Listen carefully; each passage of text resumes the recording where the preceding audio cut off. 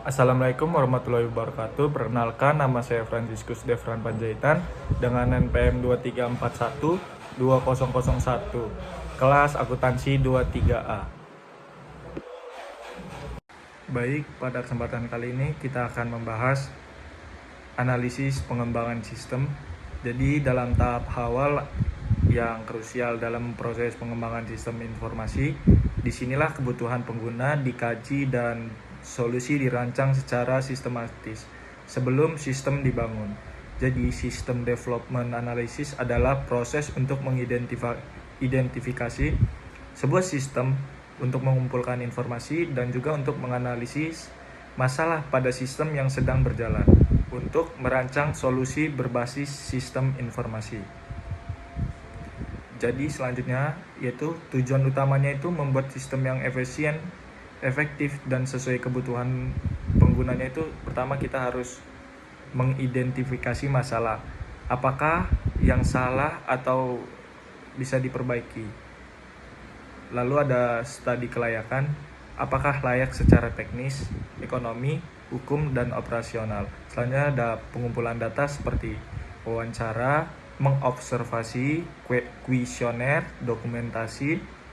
Lalu ada analisis proses bisnis saat ini seperti menggunakan tools seperti DFD, flowchart. Lalu selanjutnya itu kita mengidentifikasi kebutuhan sistem baru. Apakah ini fungsional, apa yang harus dilakukan, ataupun non-fungsional, kayak kinerja dan keamanan dan lain-lain.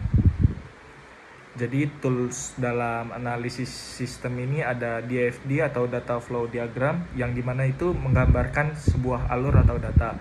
Lalu ada ERD atau Entity Relationship Diagram, yaitu hubungan antara data.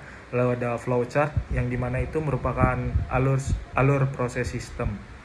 Selanjutnya ada use case diagram, jadi ini interaksi antara pengguna dan sistem. Lalu ada gap analisis, jadi selisih antara sistem sekarang dan sistem yang baik. Selanjutnya ada manfaat analisis sistem. Jadi manfaatnya itu kita dapat memahami proses bisnis secara mendalam dan juga mengurangi risiko segala kegagalan sistem. Lalu juga itu dapat meningkatkan efisiensi dalam efektivitas sistem baru. Lalu memberikan dokumentasi awal yang lengkap dan jelas. Dan yang terakhir itu kayak meningkatkan komunikasi antara tim pengembang dengan pemilik sistem. Jadi ada tantangan dalam analisis sistem ini. Yang pertama itu informasi dan user tidak lengkap atau tidak jelas. Lalu resistensinya ini terhadap perubahan. Lalu ketidaksesuaian antara keinginan pengguna dan kemampuan teknologi. Dan juga ada keterbatasan waktu dan anggaran.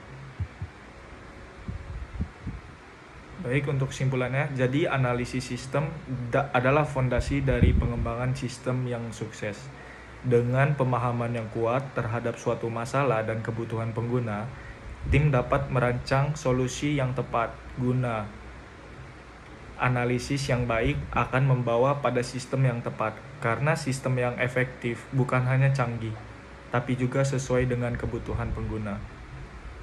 Mungkin itu saja yang dapat saya sampaikan.